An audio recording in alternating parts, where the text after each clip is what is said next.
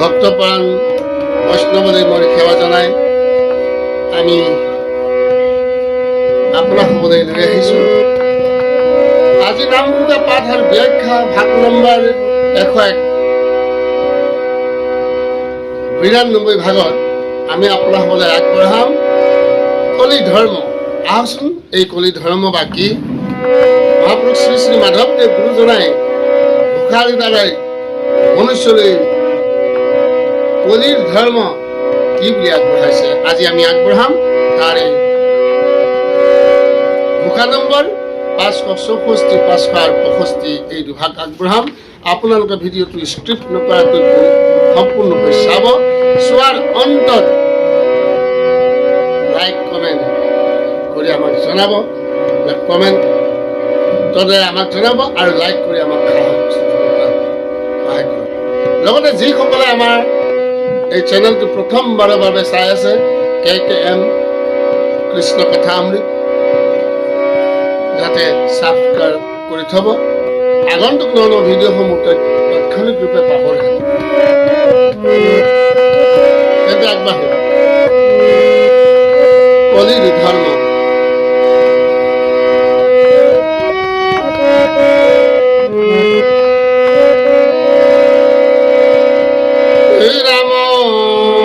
ৰাম কৃষ্ণ নাম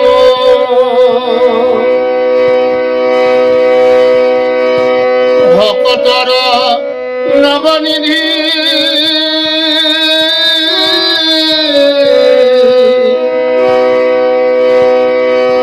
কলি যুগে বেকত কৰিলে কোন বিধি।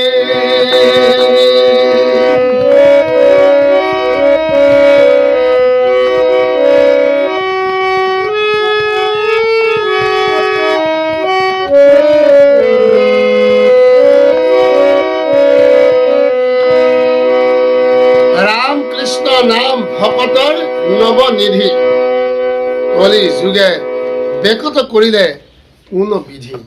অৰ্থাৎ কি কৈছে? ৰাম কৃষ্ণ নাম ভকতৰ নৱনিধি, কলি যুগে এই ৰাম কৃষ্ণ নাম কোন বিধাতাই ব্যক্ত কৰিলে। এই ঘোষা কলি কালত ৰাম কৃষ্ণ নাম কীৰ্তনেই ভকতৰ মহাধৰ্ম। আদি সত্য যুগত দেৱতাসকলে গুপ্ত কৰাৰ পাছৰ পৰাই এই কোটি যুগ জুৰি মৰ্ত্য লোকৰ জীৱসমূহে হৰি নাম মুকলিভাৱে লোৱাৰ সৌভাগ্য ঘটা নাছিল।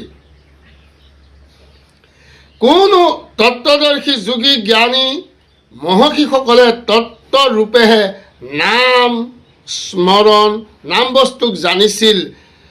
কিন্তু কলিযুগৰ অল্পমতি মনুষ্যসকলৰ কল্যাণৰ বাবে দ্বাপৰ যুগৰ অন্তত পৰম কৃপালু নাৰায়ণে নিজেই আহি নিজ গুণ নাম ধৰ্ম ৰূপে প্ৰতিষ্ঠা কৰি থৈ গ'ল।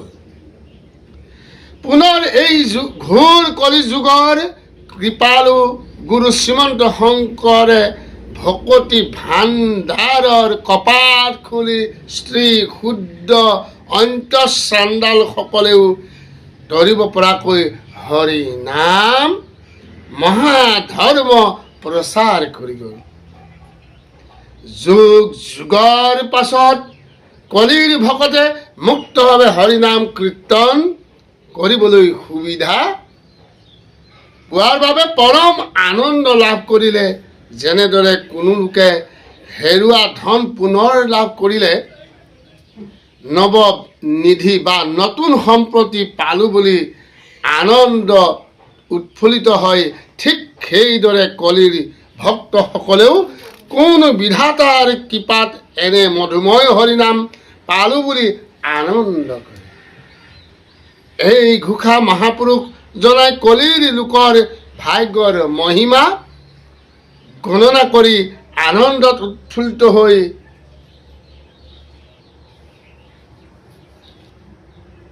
সমূলি কৰিছে।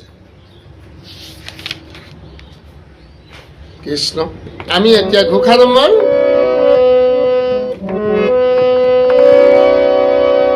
565 আগবাঢ়িছোঁ।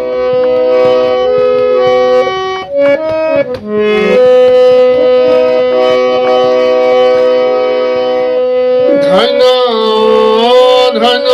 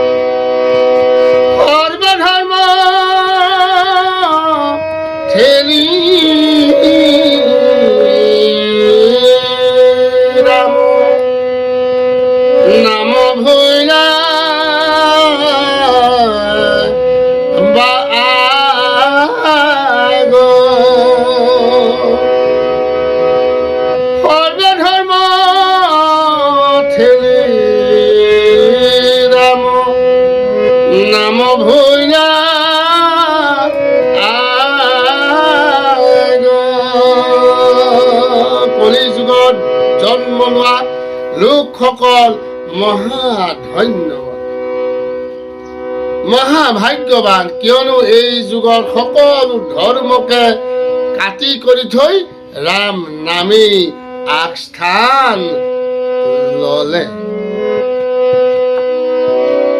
সত্য যুগৰ পৰা আৰম্ভ কৰি সকলো যুগৰ লোকে কলিত জন্ম লাভ কৰিবলৈ বাঞ্ছা কৰে। বিশেষকৈ এই পুণ্যভূমি ভাৰতবৰ্ষৰ কলিযুগত জন্ম গ্ৰহণ কৰা লোকসকল মহাধন্য। তাকে বৰগীতত কৈছে, ধন্য ধন্য কলিকাল, ধন্য ধুমৰ তুমধাল, ধন্য ধন্য ভাৰত বৰিষে। এনেদৰে গুৰুজনাই বৰগীতৰ প্ৰশংসা কৰিছে। আন আন যুগত বিশেষ বিশেষ লোকসকলেহে কঠোৰ ধৰ্ম কৰ্ম সমূহ পালন কৰি মুক্তি লাভ কৰিব পাৰিছিল, কিন্তু এই কলি যুগত নিচেই সাধাৰণ লোকেই একমাত্ৰ হৰি নাম ধৰ্ম বলত মুকু টিকু গণ্য কৰি পৰমানন্দ সুখত মজি থাকে। মহাপুৰুষজনাই কলিৰ লোকসকলৰ ভাগ্যক আৰু এই যুগৰ সৰ্বশ্ৰেষ্ঠ ধৰ্ম হৰিগুণ কীৰ্তনক প্ৰশংসা কৰিছে।